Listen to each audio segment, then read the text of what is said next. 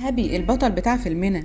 اما دي فبتكون سونيا. فيلمنا بيبدأ في قرية هندية بسيطة، وبنلاقيه شاب فاشل وغبي جدا، وفي واحدة بتطلب منه انه يمسك الفرخة بتاعتها قبل ما تهرب، وفعلا بيحاول يوصل لها لكنه ما بيكونش عارف، وبيفضل يجري وراها في كل حتة. للأسف بيكسر كل القرية وبيتسبب في أضرار كتيرة للناس، وفي نهاية الأمر الفرخة بتنتصر عليه. ولما بيعملوا جلسة عرفية يطلبوا من هابي يتحمل كل الخسائر اللي عملها في القرية، لكنه بيكون رافض وكمان معترض على كلامهم. وده بيكون رانجي وهو أعز أصدقائه، وفي يوم عجبته بنته وطلب من هابي انه يساعده ويتعرف عليها، فبيخلي شوية بلطجية يروحوا يضايقوها، وهابي بيفضل يضرب فيهم وبيطلع شام وبيبيع صاحبه، وبيقول لها انه هو اللي سلطهم عليكي.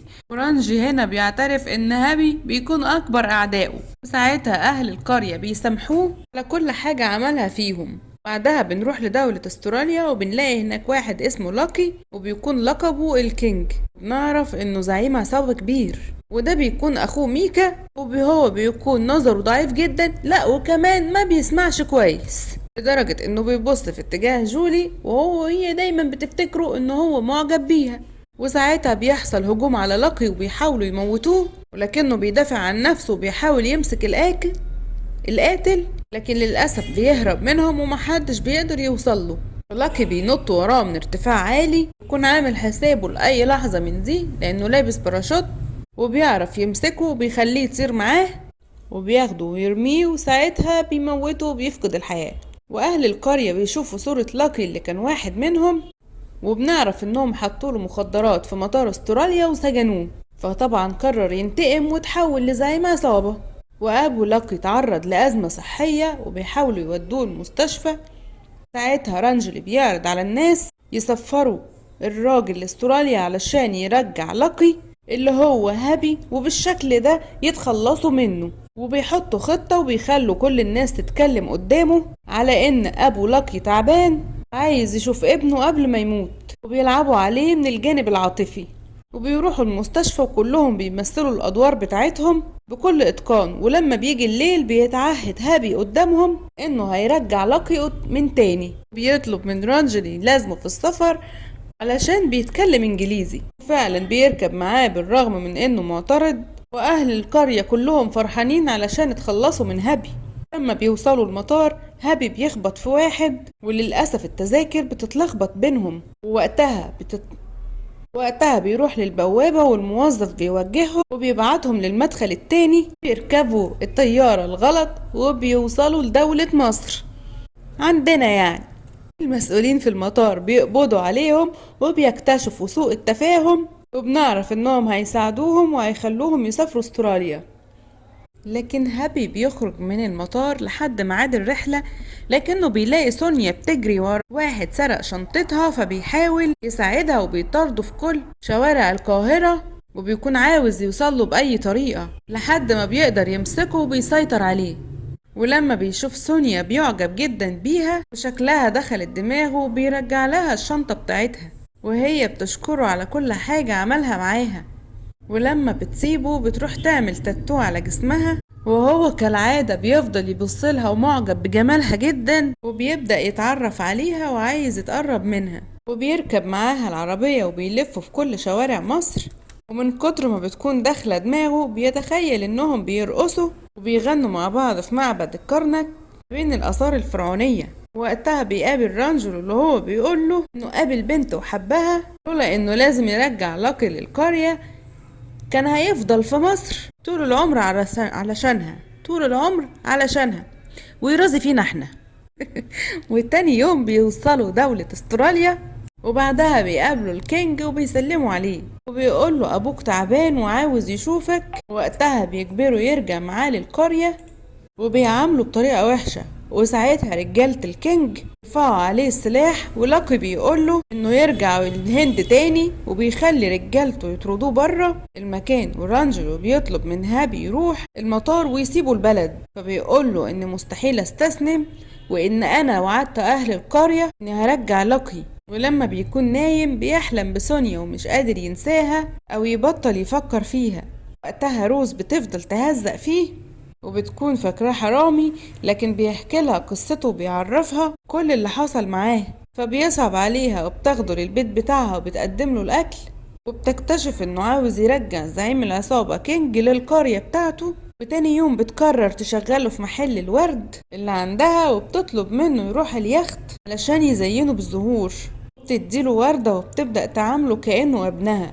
وفعلا بيروح اليخت وبيزينه بالورد وكل حاجة بتكون تمام، لكن بنكتشف انه بتاع لاكي. وساعتها بيشوفوا هابي موجود قدامهم، والكينج بيسأله ايه اللي جابك، وهو بيقوله لازم ترجع معايا علشان ابوك تعبان وعايز يشوفك. ووقتها يحصل هجوم عليهم من جماعة مسلحة، وللأسف الكينج بيتصاب برصاصة، وهابي بيشيله بسرعة وبيرجع يطلع يجري بيه وعايز ينقذ حياته، بس انه بيستخدمه علشان يضرب بيه افراد العصابة اللي طلعوا على المركب، وبيتخلص منهم كلهم. وبعدها بياخدوا للمستشفى وبيتعالج هناك. عرفوا ان لاكي مش هيقدر يتكلم او يتحرك تاني، لكنه هيفضل يسمع الناس ويشوفهم. ورجالته بيسألوا مين هيكون الكينج الجديد. بيشاور على هابي وبيكون عاوز ينتقم منه ودمه بيكون بيغلي. وقتها بيفتكروا ان هو بيعينه زعيم مكانه، وهابي كمان بيستغرب ومش بيكون عاوز يكون الكينج الكبير، لكن العصابة بتتفق وبتوافق عليه. لكن بعد مرور 3 أيام بيروح لروز وبيلاقي محل الزهور بتاعها مقفول، وبعدها بيلاقيها قاعدة في الشارع لوحدها، وبيسألها مالك، وبيقول لها أنا بقيت الكينج الجديد.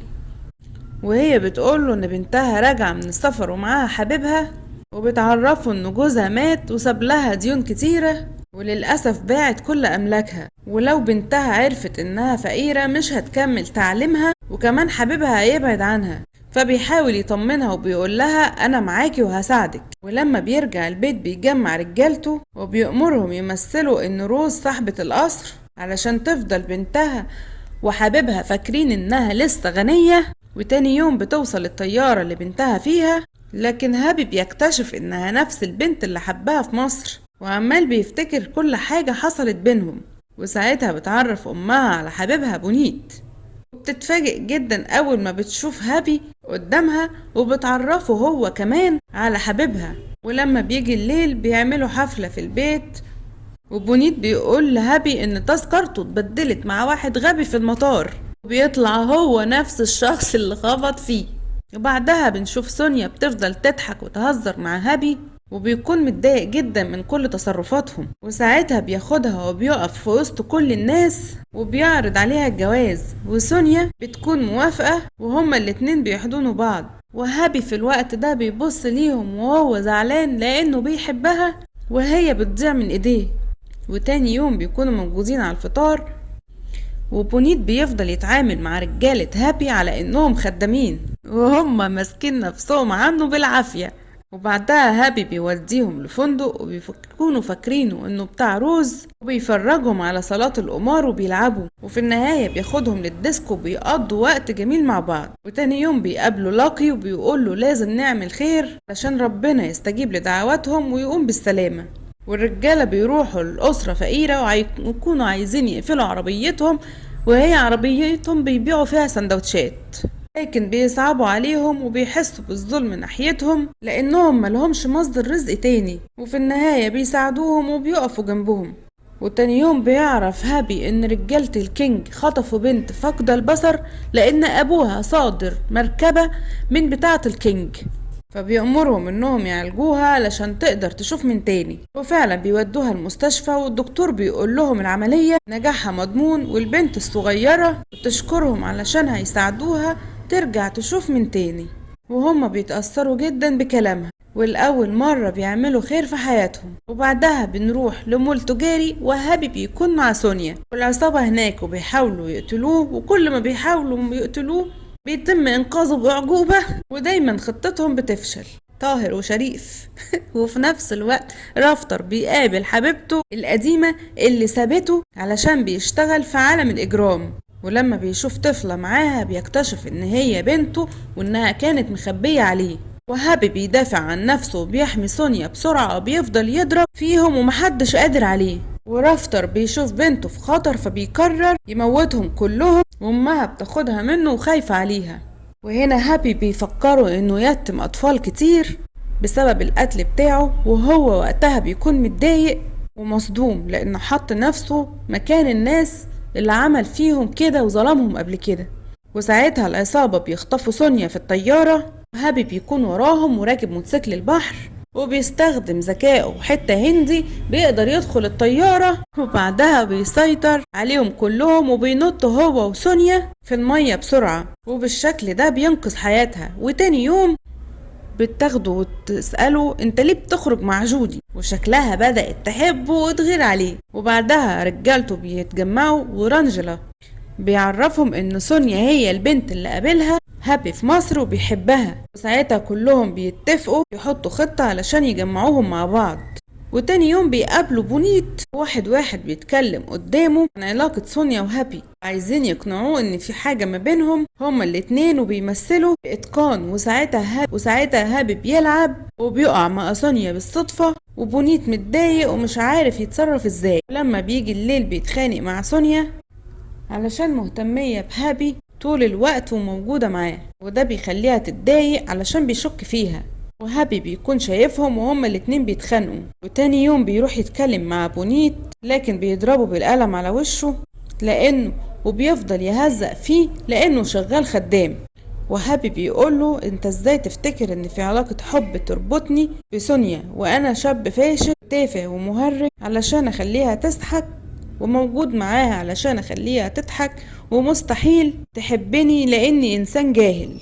وقتها بيصالحهم على بعض وبيخليهم يحضنوا بعض، وبتفضل تبصلهم مستغربة وعمالة تفكر في كل حاجة عملها معاها طول الفترة اللي فاتت. وتاني يوم رجالة هابي بيخطفوا بونيت وبيكونوا عايزين يموتوه، وبيعرفوه انهم عصابة خطيرة مش خدامين زي ما هو فاكر. وفي نفس الوقت جولي بتعرف هابي كل اللي حصل، فبيروح للمكان بتاعهم وهم بيكونوا ماسكينه، وبيقدر ينقذ حياته في اللحظة الأخيرة. وبيفضل يضربهم علشان تصرفاتهم، وبيكتشف ان خطتهم يقتلوه علشان يبعد عن سونيا، لكن بونيت بيقدر يغفلهم وبيهرب من المكان. ولما بيرجعوا البيت سونيا بتقوله اناديك باسم هابي ولا الكينج، وبتكون متضايقة منه. وساعتها رجالته بيكونوا بيدافعوا عنه، هو اللي غيرنا وخلانا نعمل خير وبنساعد الناس، ووجوده في حياتنا رجعنا زي زمان، حتى امها مش ناسية وقفته جنبها. ووقتها لاكي بيكون سامع كل كلامهم. وبعدها بونيت بيدخل عليهم وبيقول لسونيا فلوسك ما تهمنيش وفرحنا بكرة زي ما هو. وهابي بيكون متضايق وبيكون مش عارف يتصرف ازاي. ولما بيجي الليل بونيت بيقابل ميكا وبيتكلم بصورة طبيعية وهو بيضحك عليهم، وانه هو اللي حاول يموت هابي كذا مرة وعاوز يستولي على عرش اخوه، وبيحطوا خطة مع بعض علشان يقتلوا هابي. وبعدها بنلاقي ميكا كان مركب سماعة ولسه نظره ضعيف. وتاني يوم بيجي ميعاد الفرح، وسونيا بتحضر في المكان وبتكون امها معاها، وهابي عمال يبصلها وبيحاول يبان انه سعيد. وفي نفس الوقت بيمسكوا لاكي وبيوقعوه من على السلم، وساعتها بيتخبط وبيخف وبيرجع من تاني زي مسلسل الكبير كده. وساعتها بيقوم وما بيكونش خايف، وبيعرف ان اخوه هو اللي حاول يقتله. ولما بنرجع للفرح بنلاقيه بدأوا في مراسم الزفاف، وساعتها بيحصل هجوم على المكان، كلهم بيفضلوا يضربوا بعض، وهابي بيدافع عن سونيا وبيقف قدام كل العصابة، والظروف بتجبره يلف حوالين النار وهو مش واخد باله نهائي. والكاهن بيقول ان مراسم الزفاف تمت، وهابي بيطلع هو اللي اتجوز سونيا. وبونيت بيقول لها انا بحبك لكن مستحيل احارب القدر، وبيستسلم للامر الواقع. وسونيا بتفضل تزعق لهابي وبتقوله الاول مرة انت بتعمل حاجة صح، وبيتجمعوا مع بعض. ووقتها ميكا بيرفع على هابي السلاح وبيكون لابس نظارة غريبة وعايز يقتله ويكون هو الكينج، لكن بيظهر لاكي وهو بيتفاجئ انه لسه عايش، وكمان بيلومه علشان حاول يموته. وميكا بيقوله انا فاقد البصر وانت عمرك ما اعتمدت عليا. وهابي بيسأله انت ليه هتموت لاكي وهتعرف ابوك وامك ان انت قتلت اخوك ازاي. ده بيخليه يتأثر جدا وده بيخليه يتأثر جدا وبيرمي السلاح من ايده وبيتجمع مع لاكي وندمان على كل حاجة عملها. بيقرروا يرجعوا للقرية من تاني وهابي بيكمل حياته مع سونيا. ومن هنا بيخلص فيلمنا. لو عجبك الفيديو دوس لايك واعمل اشتراك لقناتنا وفعل زر الجرس واستنونا في فيلم جديد. سلام.